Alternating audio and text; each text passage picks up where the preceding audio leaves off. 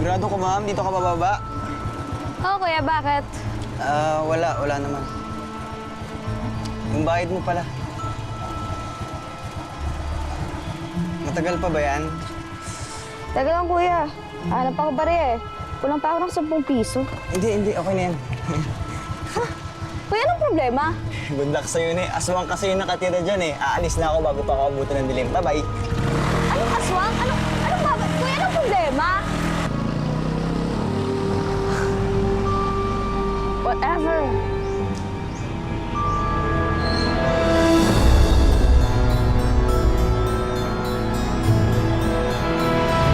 Sino yan? Ako si Johan. Sinong yan? Subukan mong humakbang pa at tatamaan ka ng bala ko! Wow, ha?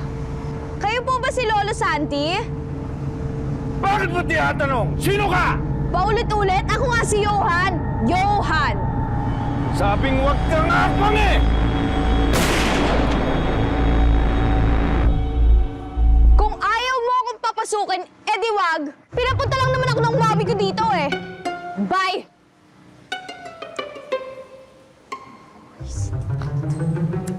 Sino ka nga uli? For the 4th time, ako nga si Johan. Anong kailangan mo? Wala akong kailangan sa inyo. Honestly, hindi ko nga alam bakit ako pumayag sa gusto ni mommy. I could have just thrown away or, I don't know, bumala. Bakit ka nandito? Sabi ni mommy, I have to spend Christmas with my lolo as a punishment for my misbehavior, blah, blah, blah, whatever. Sinong mami mo?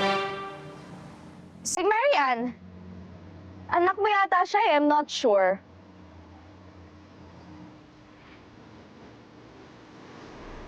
Ganon. Pasok na ako ah. Kakaya naman eh.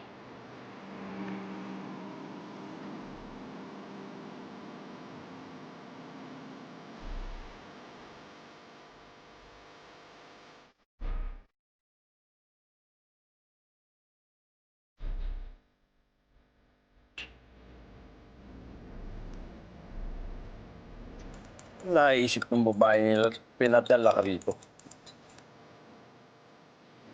Di pa rin alam. Ganyan ka ba pinalaki ng nanay mo? Bastos sumagot. Sa bagay, ganyan din naman siya. Baka may pinagmanahan. Bawal sa pamamahay kung walang moto, ha? Kasi sabihin mo kay mami na bawal ako dito para payagan niya na ako umuwi. Matagal na kami hindi nag-uusap ng mama mo. Hindi ko nga alam na may anak na siya. No wonder. Ano yun? Wala. Well, since hindi naman ako welcome dito, aalis na lang ako. Hanap na lang ako ng tropa na pwedeng matuluyan. Tapos, kapag nagtanong si mami, sabihin mo, dito pa rin ako nakatira. Doing well. Pabor sa ating dalawa yon. Teka! Wala kang masasakyan dyan. Malayo ang lalakarin mo. Pansin ko nga, wala rin masyadong tao sa paligid eh. Aswang ka raw kasi. Sino ang sabi nun? Makalintik sila! Hindi ako aswang! Hindi ako aswang!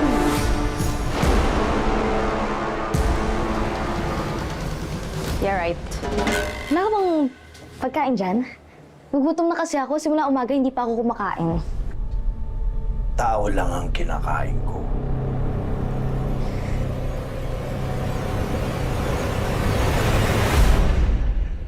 Kerry, hanap na lang ako convenience store sa labas.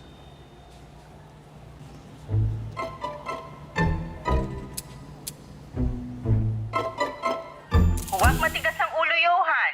Dad, or grounded ka dito sa bahay. I'd rather be in hell than see your face. Wala ka talagang respeto. Kaya diyan ka sa Lolo Santi mo.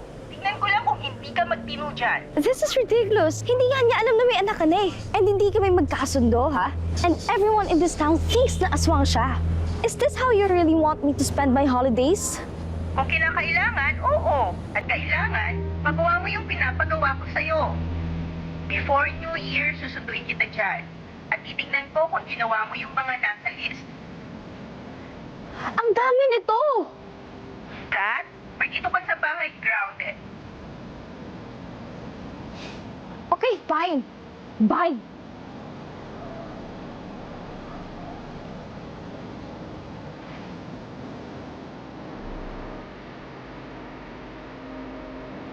What a creep.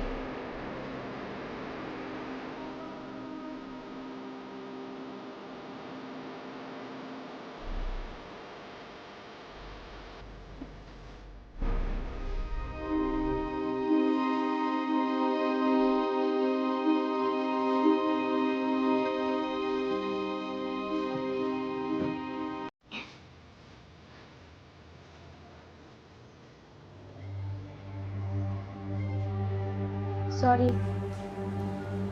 Naglakad ako pero walang convenience store in this forsaken town. Walang ganyan dito. Maghapunan na tayo. Hapunan? Dinner?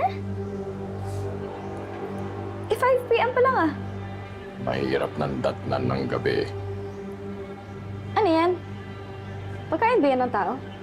Ganyan ang kinakain ko dito. Kung hindi mo gusto, bahala kang magutom dyan.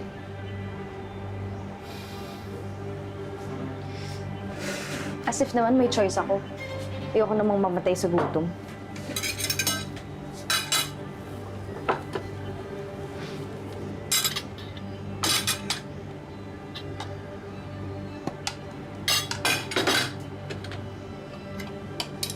Pareho kayo ng nanay mo. Maraming dada. Kailan ba kayo huling nag-usap? Ano oras ka roronda lang ngayong gabi? Ang ronda. Di ba aswang ka? Ha? Hindi ako roronda ngayong gabi.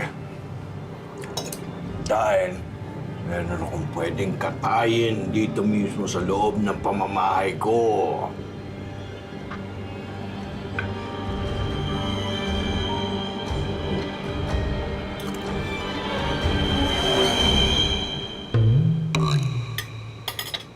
Right. Tapos, kapag nalaman yun ni Mommy, magsisisi siya. Sisisihin niya yung sarili niya. Bakit niya pa ako pinadala rito? Habang buhay niyang sisisihin sarili niya.